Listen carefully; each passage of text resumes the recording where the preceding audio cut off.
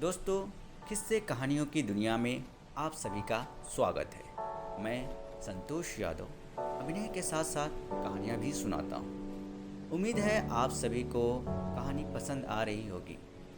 दोस्तों, मैं जो कहानी सुनाता हूँ वो लिखे होते हैं बेहद उम्दा लेखक के द्वारा। आज की कहानी के लेखक हैं धर्मपाल सिंह रावत। ये बहुत अच्छा लिखते हैं। तो चलिए कहानी को शुरू करते हैं।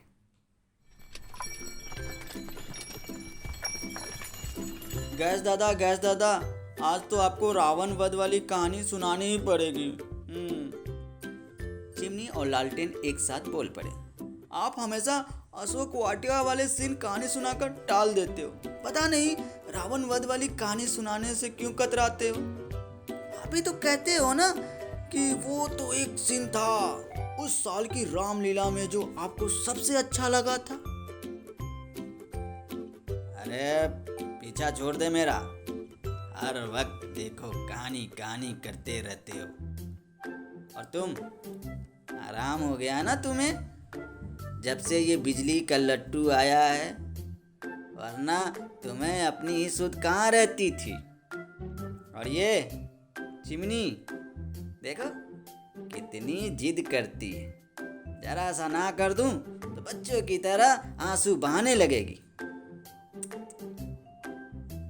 और तू लालटेन कम बदमाश नहीं है, सब समझता हूँ। इसको मेरे पीछे लगा देता है, हैं? लगता है तुम आज बिना कहानी सुने नहीं मानोगे, कहकर गैस दादा ने कहानी सुनानी शुरू कर दी। मुझे गांव में आए 4 साल हो गए थे। हर साल रामलीला में मुझे स्टेज के एक कोने में लोहे के मजबूत संगलों से लटका देते। वहीं से मैं मुस्कुरा कर रोशनी बिखेरता। दूसरे कोने पर हर साल कभी किसी गांव का तो कभी किसी गांव का हमारा भाई होता। ये तो मेरा सौभाग्य था कि चाचा के रख रखाव के कारण मैं अपने आसपास के सभी भाइयों से ज़्यादा रोशनी बिखेरता। तभी तो मुझे सबसे ज़्यादा अहमियत मिलती। जब पर्दा गिरा होता, मैं कभी दर्शकों को देखता तो कभी हम दोनों भाई आपस में इशारों में बात करते। पर्दा उठते ही मेरा ध्यान भी दर्शकों के साथ रामलीला के मंच पर चला जाता। बड़ा आनंद था कलाकारों को करीब से देखने में। उससे ज़्यादा मज़ा तो पर्दे के पीछे कलाकारों की बात सुनने में आता था। कभी कभी तो उनकी बातें सुनकर मेरी हंसी निकल आती। हंसते हंसते कभी मैं बुझने को होता तो दूसरे ही पल जोर से रोशनी बिखेर देता। एक बार तो मुझे इतनी जोर से हंसी आई कि मुझे लगा कि मैं बुझने ही वाला हूँ। पंडाल में अंधेरा छाने लगा। तभी दीनू चाचा दौड़कर मेरे पास आए। वो मेरा कान मरोड़ते कि मैं उनसे पहले ही खिलखिलाकर दुगनी रोशनी बिखेर दी। पता है इतनी जोर की हंसी मुझे क्यों आई? हाँ, पता है? मैं बाली और सुग्रीव के किरदार निभाने वाले मंगतू पहलवान और गेंदा दर्जी की बात सुन रहा था, जो पर्दा गिरते ही बाली सुग्रीव की लड़ाई वाला सीन कर स्टेज के पीछे आए थे। मंगतू पहलवान जो बाली बना था, वो गेंदा दर्जी जो सुग्रीव बना था के आगे बीड़ी के लिए मन्नतें कर रहा था। गेंदा भी इस शर्त पर उसे बीड़ी देने को राजी हुआ कि वो अगले सीन में उसे जोर से नहीं पटकेगा। बड़ी हंसी आई उनकी बात सुनकर। बस यही फायदा था स्टेज के करीब रहने का। अरे दादा, ये वाली बात तो तुमने पहले कभी नहीं बताई। चिमनी बोल पड़ी। अब सुना दी ना, आज के लिए इतना ही। बस अब सो जाओ सब। गैस दादा उनसे पीछा छुड़ाने के अंदाज में बोल पड़ा। वाह दादा वाह, बात टालना तो कोई तुमसे सीखे, पर हम नहीं आने वाले तुम्हारी बातों में। हाँ, लालटेन बोल पड़ा। अरे नौटंकी लोग, ठीक है, लो सुनो रावण वध वाली कहानी भी। पर सुनते सुनते सो मत जाना, समझे? कहकर गैस दादा ने कर दी कहानी शुरू। ए चिमनी, तुमने राम सिंह जी को रावण का रोल करते देखा है? नहीं, शायद नहीं देखा, पर इस लालटेन ने जरूर देखा होगा। अरे यही तो दीदी के साथ रामलीला देखने जाता था। हाँ, देखा था मैंने राम सिंह चाचा को, पड़ोस के ही गांव के तो थे। क्या मूछें थी उनकी, अरे बाप रे, ये बड़ी बड़ी मूछें, ये बड़ी बड़ी मूछें, चेहरा क्या रौबदार था उनका। अरे उनके सामने तो कोई भी डर के नहीं जाता था, बंदर भालू तो पहले ही भाग जाते थे। अरे क्या लगते थे, बाप रे बाप। लालटेन बोल पड़ा। हाँ ठीक है लालटेन भाई, मान गई तूने देखा है राम सिंह चाचा को, पर अब कहानी पर आ जाओ। लालटेन को प्यार से टोकते हुए बोल पड़ी चिमनी। ले सुन, परेशान मत हो, कहकर गैस दादा ने शुरू कर दी कहानी। राम सिंह चाचा पिछले 20 सालों से रामलीला में रावण का किरदार निभाते आ रहे थे। रामलीला के टाइम पर छुट्टी आ जाते, बड़ा शौक था उन्हें रावण का पार्ट खेलने का। न जाने इतने सालों में कितने लड़के लोग बदल गए, रामचंद्र जी, लक्ष्मण जी, सीता जी और दूसरे पार्ट खेलते खेलते, पर राम जी चाचा अपनी जगह पर पहाड़ की तरह अडिग थे। इसी बहाने अपने शरीर का खूब ख्याल रखते, खासकर अपनी मूछों का। जी हाँ, मूछों का। कभी किसी ने उन्हें नकली मूछें लगाते नहीं देखा होगा। खूब चलती थी उनकी रामलीला कमेटी में, यूं कहो शान थे रामलीला के। फौज से पेंशन पाने के बाद तो उन्होंने कमेटी का काम भी संभाल लिया था। नए नए लड़के जो राम जी का अभिनय करते, उनके हाथों वध हो जाता उनका। साल भर उन्हें छेड़ने से बाज नहीं आते। कह देते, चाचा कितनी भी बड़ी मूछें रख लो, मरना तो तुमने हमारे ही हाथ है। राम सिंह चाचा मुस्कुरा देते, पर जब कभी ये बात उड़ती उड़ती हमारी चाची यानी राम सिंह चाचा की पत्नी के कानों में जाती, कर देती लड़कों की ऐसी की तैसी। बड़ा बुरा लगता था चाची को मरने मारने की बात सुनकर। एक दिन चाची जो कई दिनों से अपने दिल में बात दबाए बैठी थी, बोल पड़ी। सुनो जी, हमसे तुम्हारा रामलीला में हर साल मरना देखा नहीं जाता, हमें तो बहुत बुरा लगता है। अब तो हम आखिरी दिन इसी कारण से रामलीला देखने नहीं जाते। तुम रामलीला छोड़ क्यों नहीं देते? अगर रामलीला खेलने का इतना ही शौक है तो और भी तो बहुत सारे पार्ट है खेलने के लिए, उन्हें खेल लो। अब मैं तुम्हें रावण का पार्ट बिल्कुल नहीं खेलने दूंगी। सुना है लोग कहते हैं जो रामलीला में 3 बार मरता है, उसकी कुछ दिनों बाद किसी न किसी बहाने मौत हो जाती है। तुम्हारी चहेती भाभी भी बार बार यही कहती है। पता नहीं कितनी बार मुझे बोल चुकी है कि तुम देवर जी को कहो कि वे रावण का पार्ट न खेले। मंदोदरी, तुम दशानन की पटरानी होकर भी बहामबाजी करती हो। धिक्कार है तुम पर, जो इतना डरती हो। हुआ है कोई पैदा जो इस लंकेश का बाल भी बाका कर सके? अपने खास अंदाज में दे दिए चाची को जवाब। कुछ देर बाद जब राम सिंह चाचा के अंदर से रावण की आत्मा बाहर निकल गई, प्यार से समझाने लगे चाची को। तुम बेकार में उल्टा पुल्टा सोचती रहती हो। अरे पड़ोस के गांव की रामलीला देखी है? मनसुख राम कितने सालों से रावण का पार्ट खेल रहा है, मरा है कभी? है ना वो भी जिंदा। तीर तो उसे भी लगते होंगे हर साल। बेकार में वहम करती रहती हो तुम भी हैं। वो मरे या जिए मुझे क्या, मुझे तो तुम्हारी चिंता है। रुआसा होकर बोल पड़ी चाची। चाची ने वहम का बीज बो दिया था राम सिंह चाचा के दिमाग में। सोचने लगे, बंटी की मम्मी की बात में दम तो लगता है। ये बात तो सभी मानते हैं कि जिस बात को बार बार दोहराओ वो बात ज़रूर होकर ही रहती है। अब तो उनका मन भी डामाडोल होने लगा। मनसुख राम से मिलने का फैसला कर लिया उन्होंने। एक दिन बाजार में आमना सामना हो ही गया राम सिंह चाचा का मनसुख राम से।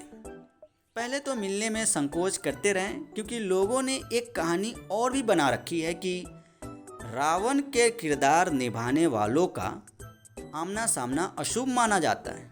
उसी तरह जैसे दो बारातों के दूल्हे का एक दूसरे के सामने से गुजरना अशुभ माना जाता है। यहाँ तो मामला काफ़ी गंभीर था, खतरा तो उठाना ही पड़ेगा। चाचा ने हिम्मत जुटा ली और मनसुख राम के करीब जाकर उनसे उनका हाल चाल पूछने लगे। अब चाचा और मनसुख राम चाय की दुकान में बैठ गए। भाई मनसुख, बड़ी दुविधा में हूँ। लोगों ने मेरी घरवाली के दिमाग में पता नहीं क्या क्या भर दिया है। कहते हैं कि रावण का पाठ खेलने वाला आदमी अगर रामलीला में 3 से अधिक बार मरता है तो बड़ा अपशकुन होता है। मैंने तो पहले कभी इस बात पर ध्यान नहीं दिया, पर बिट्टू की मम्मी ने तो घर पर तूफान खड़ा कर रखा है।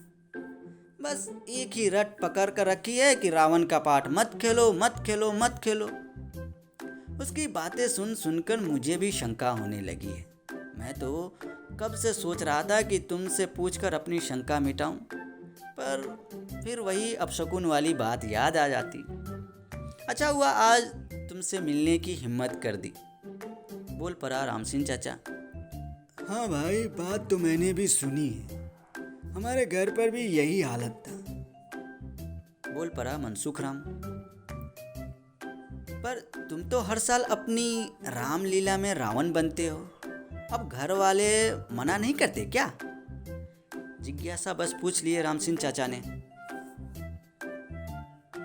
अरे घर वाले कहाँ मानने वाले थे, बस तोड़ निकालना पड़ा। अब जिसे तीर लगे लगने दो। अरे भाई हमें भी बता दो। अरे खास कुछ नहीं करना, बस आखिरी सीन में 1 मिनट के लिए दूसरा रावण खड़ा करना होता है। हर साल किसी को भी मरने के लिए खड़ा कर देते हैं, फिर उसे करना भी क्या होता है, जरा सी देर के लिए तलवार ही तो घुमानी है। बाकी पूरा खेल तो मैं करके चला जाता हूँ। उधर राम जी ने तीर चलाया और इधर रावण जमीन पर पड़ गया। हो गई रामलीला खत्म। देखो भैया, अब तक तो ऐसे ही चल रहा है, बोल पड़ा मनसुख राम। ओ, अब समझा। पिछले साल में रावण वध वाले दिन तुम्हारे गांव रामलीला देखने आया था। आखिरी सीन में कुछ देर के लिए किसी दूसरे को रावण बना देखकर सोचने लगा था कि अचानक तुम्हारी तबीयत तो नहीं बिगड़ गई, जो तुम्हारी जगह दूसरे आदमी को खड़ा करना पड़ा। अब समझा यही टोटका काम कर रहा था। अरे भाई बहुत बढ़िया, बहुत भाई, सही तोड़ निकाले हो तुम, एक नंबर। चाय पीते पीते बोल पड़े राम सिंह चाचा। थोड़ी देर के लिए गैस दादा ने कहानी को विराम दिया। चुप क्यों हो गए गैस दादा? कहानी अभी पूरी कहाँ हुई है? चिमनी बोल पड़ी। अरे सुनाता हूँ, अधीर मत, जरा सांस लेने दे। राम सिंह चाचा ने इस बार रामलीला कमेटी वालों से रावण का पाठ खेलने के लिए असमर्थता जाहिर कर दी। सुनते ही कमेटी वाले सख्ती में आ गए। सोचने लगे ये इन वक्त पर रावण कहाँ से लाएंगे, फिर ऐसा रावण जिस पर पूरी रामलीला टिकी हो कहाँ मिलेगा। इस ठंड में भी लोग कहाँ से नहीं आते इनका अभिनय देखने। इन्हीं के कारण तो हमारी रामलीला कोसों कोस तक प्रसिद्ध है। दूर दूर से लोग आते हैं इन्हें देखने। परेशान हो गए कमेटी वाले और राम सिंह चाचा से रावण का पाठ नहीं खेलने का कारण जानना चाहा। राम सिंह चाचा ने बता दी पूरी बात। कमेटी वालों के गले बात नहीं उतरी। तरह तरह से समझाने की कोशिश करते रहे। हाँ, जब लगता कि राम सिंह चाचा के समझ में बात आ रही है, उनके चेहरे खिल उठते। पर यह खुशी ज़्यादा देर तक कायम नहीं रह पाती। राम सिंह चाचा के आंखों में चाची का चेहरा आते ही उनके चेहरे के भाव बदल जाते, जिसे पढ़कर कमेटी वाले बड़े परेशान हो जाते हैं। अरे भैया, अब तुम ही बताओ कौन बनेगा रावण? तुम भी तो कमेटी में हो, सब जानते हो यहाँ क्या हाल है। अगर कहीं मिल भी गया तो होगी किसी के बस की जो तुम्हारी बराबरी कर सके, हैं? अच्छा ठीक है, रामलीला खेलना ही बंद कर देते हैं। कमेटी के मुखिया मदन दादा बोल पड़े। अगर हम ऐसा ही करें जैसे पड़ोस के गांव वाले करते हैं तो मेरे को रावण का रोल करने में कोई आपत्ति नहीं होगी। पड़ोस के गांव का नाम लेकर बोल पड़े राम सिंह चाचा। अच्छा बताओ क्या करते हैं वो लोग? उत्सुकता से पूछ बैठे कमेटी वाले। राम सिंह चाचा ने बता दी पूरी बात कमेटी वालों को और अपनी ओर से भी समझाने लगे। हमें कुछ ज़्यादा नहीं करना है, बस आखिरी सीन में 2-1 मिनट के लिए दूसरा रावण खड़ा कर देंगे। उसे थोड़ी देर तलवारी तो घुमानी है, सारा कुछ तो मैं निपटा लूँगा। इधर मैं स्टेज से पीछे गया, उधर वो स्टेज में दाखिल हुआ। थोड़ी देर तलवार घुमाएगा, इधर राम जी ने तीर छोड़ा, उधर वो नीचे स्टेज पर गिरा। तुरंत पर्दा गिरेगा और सीन खत्म। कमेटी वालों को भी ये रास्ता ठीक लगा। सोचने लगे सालों साल के लिए झंझट ही खत्म हो जाए। सुनकर कमेटी वालों ने भी राहत की सांस ली। बस उस साल से राम रावण युद्ध वाले सीन में मरने के लिए नया रावण खड़ा करने का सिलसिला चल पड़ा। शुरू में शौकिया लोगों की कमी नहीं होती, आसानी से मिल जाते, पर धीरे धीरे पात्र मिलने में कठिनाई सामने आने लगी। अड़ोस पड़ोस के गांव से पात्र पेमेंट पे आने लगे। कमेटी को भी खर्चा भारी पड़ रहा था, पर क्या करते, मजबूरी थी। इस साल तो पात्र ढूंढने में काफी मुश्किल आ रही थी। आखिर में दूर गांव का एक आदमी राजी हो गया, पर उसने अपने मेहनत के लिए 500 रुपये डिमांड रख दिया। उसकी बात सुनकर कमेटी वाले सख्ते में आ गए। बोलने लगे, आप तो 5 गुना मांग रहे हो साहब। वे महाशय कहाँ मानने वाले थे, बोल पड़े। अरे भैया, अगर नहीं दे सकते तो अपने ही रावण से कहो वही राम जी का तीर खा ले, 1 रुपया भी नहीं देना पड़ेगा। मैं भी 5वीं बार मरूंगा, आखिर मेरे भी आगे पीछे हैं भाई। 500 रुपया ज़्यादा नहीं बोल रहा हूँ, अगर नहीं दे सकते तो अपना प्रबंध कर लो। उनकी बातों से तो ऐसा लग रहा था कि वे धमकी दे रहे हो। आखिर कमेटी वालों को झक मारकर उसकी बात माननी पड़ी। उस रात राम रावण युद्ध का आखिरी सीन था। राम सिंह चाचा को रावण के पूरे डायलॉग और युद्ध निपटाकर तुरंत पर्दे के पीछे चले जाना था और उनकी जगह किराए के रावण ने ले ली थी। राम सिंह चाचा अपना सारा रोल अदा कर पलक झपकते ही पर्दे के पीछे चले गए और उसी मुस्तैदी से किराए के रावण महोदय ने स्टेज में एंट्री ले ली और युद्ध करने लगे। पब्लिक को रावण के अदला बदली का पता तो था, पर शायद ही इससे पहले किसी को इतनी कलाकारी से इस काम को अंजाम देते देखा हो। इसी कला के लिए ही तो रावण महोदय इतनी लंबी चौड़ी फीस मांग रहे थे। राम रावण युद्ध चरम पर था। हारमोनिया और तबले की थाप युद्ध को और भी रोचक बना रहा था। कलाकार और दर्शक वीर रस में ओतप्रोत हो रहे थे। ये क्या? अचानक किराए के रावण महोदय के कानों में पर्दे के पीछे से किसी की आवाज पड़ गई। अरे भैया, 2 मिनट के काम के लिए 500 रुपया मांग रहा है। बाप का माल समझ रखा है इसने, हैं? देखिए, इसने कभी 500 रुपया एक साथ मर दे तो साले को पकड़ा देंगे 200 रुपये। ले तो ले, ये तो मरे साला। मुझे भी ये सारी बात सुनाई दे रही थी जो मैं इतनी दूर था। रावण ने तो सब सुन लिया होगा, वो तो पास में जो था। राम रावण युद्ध खत्म होने को ही नहीं आ रहा था। श्री राम जी तीर पे तीर मारे जा रहे थे, पर रावण महाशय जो कि मरने का नाम ही नहीं ले रहे थे। इधर राम जी का रोल करने वाला लड़का थक कर चूर हो गया। हारमोनिया और तबले वाले भी थक चुके थे, उन्होंने भी अपने हाथ रोक दिए। अब तो पंडाल में सन्नाटा छा गया। परेशान हो गए कमेटी वाले। तभी एक बार फिर पर्दे के पीछे से आवाज आई, अरे ओ रावण जी, बहुत देर हो गई है, सारे थक चुके हैं, अब तो मर जाओ। क्या कह रहे थे? मेरे बाप ने भी देखा है कभी 500 रुपया, 100 रुपया पकड़ा दोगे? सब सुन लिया है मैंने। अब बताता हूँ तुम लोगों को, ऐसा किरदार निभाऊंगा कि जिंदगी भर याद रखोगे कि किस रावण से पाला पड़ा था। कहकर युद्ध करने में जुट गए। रावण की सारी बातें बाहर दर्शकों ने भी सुन ली। उसकी बात सुनकर लोगों की हंसी फूट पड़ी। अरे रावण महाराज जी, जय हो जय हो। अरे रावण महाराज जी, पूरी रामलीला में इतना मजा नहीं आया जितना आज आपके आने से आया है। उसकी बात सुनकर एक बार फिर पंडाल हंसी से गूंज गया। कमेटी वालों की हालत तो देखते ही बनती थी। अरे भाई धीरे से बोल, पब्लिक सुन रही है, दे देंगे 500 रुपया, तुम मर तो जाओ। पर्दे के पीछे से आवाज आई। नहीं नहीं नहीं नहीं, तुम लोगों का कोई भरोसा नहीं, पहले पैसा हाथ में थमाओ फिर मरने की बात करो। एक बार फिर पंडाल हंसी से गूंज गई। अरे भैया, मरता क्या नहीं करता, चुपके से पकड़ा दिए 500 रुपये। रावण महोदय के हाथ में जैसे ही रुपए आए, वो बिना तीर लगे ही स्टेज पर धड़ाम से गिर गए। अब पर्दा गिर चुका था। पब्लिक का अभी भी हंस हंस कर बुरा हाल था।